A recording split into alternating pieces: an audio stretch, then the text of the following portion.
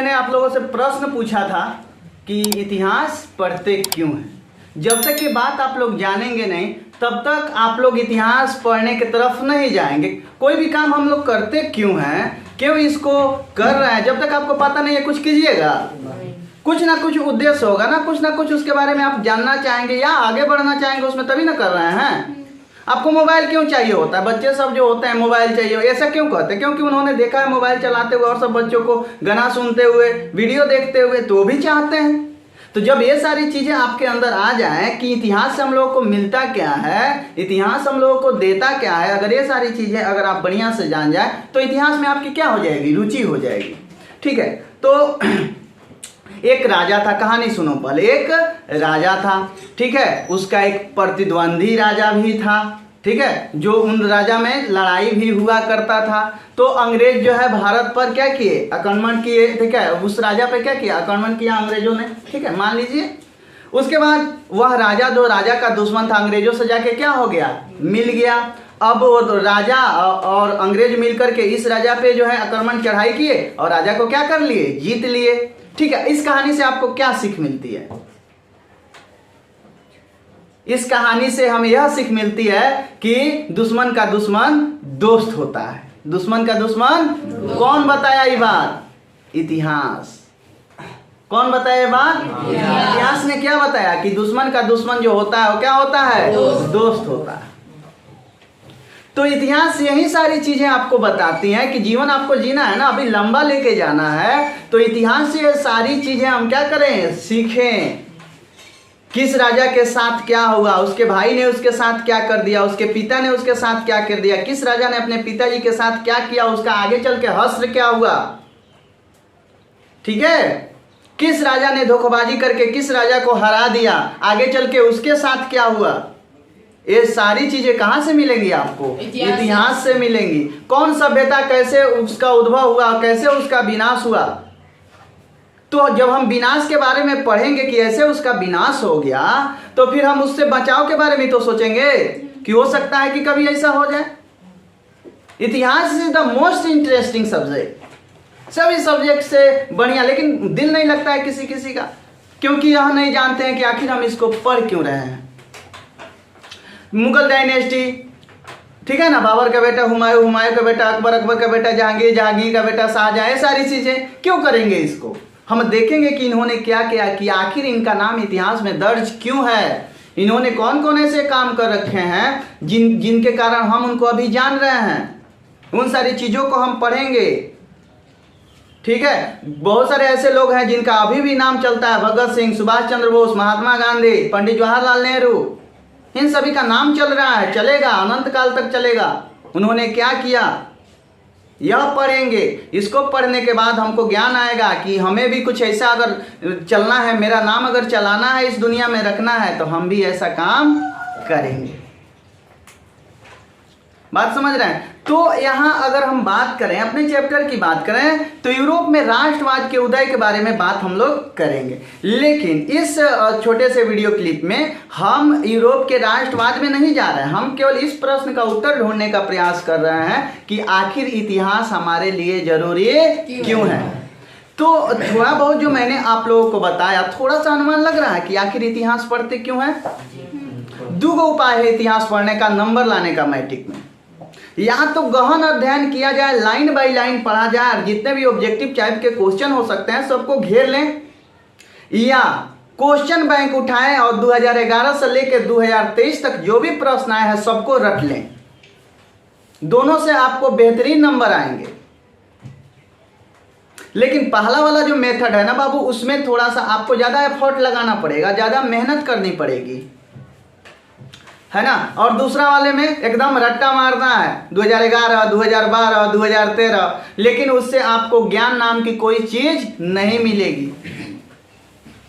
ज्ञान के लिए आपको किताब का अध्ययन करना होगा, और अच्छे बच्चे कभी भी रटने पर ध्यान नहीं देते हैं।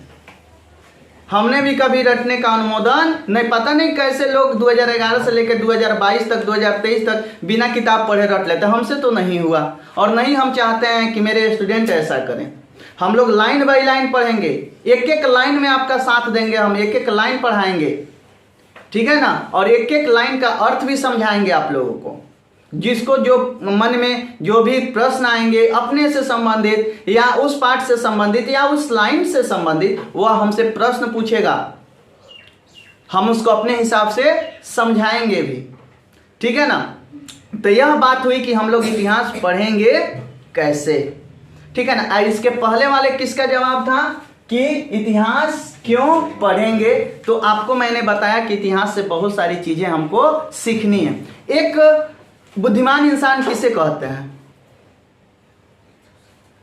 जो पास्ट से, बीते हुए समय से सीख लेके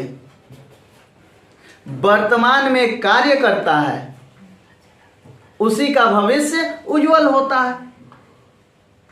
जो बीते हुए समय से सीख लेके वर्तमान में कार्य करता है, उसका भविष्य क्या होता है? उज्जवल होता है। भूत, ठीक है ना, वर्तमान तब भविष्य। पहले भूत जो बीत गया है, तो जो बीत गया उससे हम सीखेंगे कि यहाँ हम गए थे तो हमको लोगों ने घेरा था, तो अब वहां हम नहीं जाएंगे, ठीक है ना। और उससे आगे का प्लानिंग कर लेंगे कि हम कहियो उधर नहीं जाएंगे। तो पास्ट से सीख लिया मैंने, वर्तमान में निर्णय लिया, और भविष्य में कभी उधर हम नहीं जाएंगे। बात समझ में आ रही है कि नहीं आ रही? तो यही सारा चीज हम इतिहास से सीखेंगे कि अगर यूरोप में राष्ट्रवाद की हम बात करें तो यह राष्ट्रवाद जो है कुछ अलग तरीके से चेंज किया इस दुनिया को। और सबसे पहले यह कहाँ आया? यूरोप में, यूरोप महादेश में आया। क्योंकि जब आदमी का जब इंटेलेक्चुअल लेवल जब बढ़ता है, ठीक है ना, तो आदमी आजादी की तरफ जाता है, फ्रीडम की तरफ जाता है। एक स्वतंत्र माइंडसेट वाले इंसान को कभी कोई गुलाम नहीं बना सकता, और एक गुलाम माइंडसेट वाले व्यक्ति को जब तक नॉलेज नहीं हो, ज्ञान की प्राप्ति नहीं हो, कभी भी फ्रीडम को स्वीकार नहीं कर सकता। एक कुत्ते को जब शुरू से पट्टी बांध करके रखा जाए तो बिना पट्टी के उसको जो है गला खजुआने लगेगा कि पट्टी क्यों नहीं बांधा जाता है। और एक भेड़ियों को पट्टी बांधने का प्रयास करो तब वो बताएगा कि वह क्या है। एक भेड़िया कहता है कि मेरा जीवन क्यों न ले लो, लेकिन मुझे गुलामी पसंद नहीं है। तुम मेरा जीवन लीला खत्म कर दो, बर्दाश्त कर लेंगे, लेकिन तुम अगर चाहो कि तुम मुझे पट्टी बांध के रखोगे तो ये नहीं चलेगा। तो यह फ्रीडम की भावना जो होती है ना, जो इसका स्वाद चख लिया, जिस इंसान को भी फ्रीडम, फ्री, स्वतंत्र रहने की भावना जग गई जिसके अंदर, वह कभी भी गुलामी को स्वीकार नहीं कर सकता। और कहीं ना कहीं यह स्वतंत्रता की भावना जो है राष्ट्रवाद के उदय में बहुत बढ़िया जो है रोल निभाया, बहुत बढ़िया जो है वहां पे काम किया। राष्ट्रवाद, अपने स्वतंत्रता को जानना, अपने राष्ट्र के प्रति उत्कट प्रेम, इसके बारे में बात हुई थी ना। ये सारी चीजें हम लोग यूरोप में, राष्ट्रवाद में ये सारी चीजें क्या करेंगे? देखेंगे, यूरोप में देखेंगे। उसके बाद धीरे धीरे हम भारत में भी आएंगे।